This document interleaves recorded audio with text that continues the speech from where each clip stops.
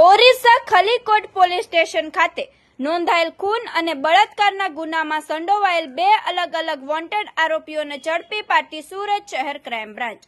Police commissioner સાહેબ શ્રી સુરત શહેર તથા સંયુક્ત police commissioner Shri crime branch Surat શહેર નાઓએ આગામી રથયાત્રા તહેવાર અનુસંધાને શહેર વિસ્તારમાં કોઈ અનિચ્છનીય બનાવ ન બને તે હેતુસર ગંભીર પ્રકારના ગુનાઓમાં નાસ્તા ફરતા આરોપીઓને પકડી પાડવા અંગે સુરત શહેર ક્રાઇમ બ્રાન્ચને સૂચના આપેલ હોય, જે અનુસંધાને નાયબ police commissioner Shri crime branch નાઓના માર્ગદર્શન હેઠળ police inspector Shri DCP police station નાઓના રાહબરી હેઠળ પોલીસની અલગ અલગ ટીમો બનાવી વર્કઆઉટમાં હતા. તે દરમિયાન અમરોલી કોસાડ અંજની ઇન્ડસ્ટ્રીઝ 2 ખાતેથી આરોપી નારાયણ મધુ પરિડા તથા કતારગામ જીઆઈડીસી 4 રસ્તા ખાતેથી આરોપી જીતેન્દ્ર રમા બારીક નાઓને પકડી પાડી હસ્તગત કરવામાં આવેલ છે. તેઓની પૂછપરછ કરતા હકીકત જણાઈ આવેલ છે કે આરોપી નારાયણ મધુ પરિડા નાએ તારીખ 5/3/2025 સવારના સમયે કૌટુંબિક વિવાદની અદાવતમાં રાવિન્દ્રનાથ દાસ નામના વ્યક્તિ ઉપર હાથ બનાવટનો બોમ્બ ફેંકી તેની તલવાર વડે ઈજા કરી મોત નિપજાવેલ હોય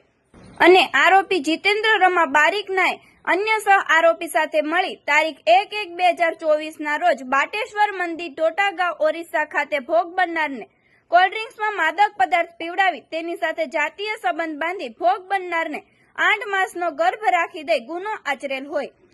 બંને આરોપીઓ ગુના આચર્યા બાદ પોતાની ધરપકડ ટાળવા માટે સુરત શહેર આવી ગયેલ અને સંચા ખાતામાં મજૂરી કામ કરવા લાગેલ. આમ આરોપી નારાયણ મધુ પરિડાએ ઓરિસ્સા ખાતે ખૂનના ગુનામાં તથા આરોપી જીતેન્દ્ર રમા બારીક બળાત્કારના ગુનામાં નાસ્તા ફરતા હોય બંને આરોપીઓને પકડી પાડી ગુનો ડિટેક્ટ કરવામાં આવેલ છે.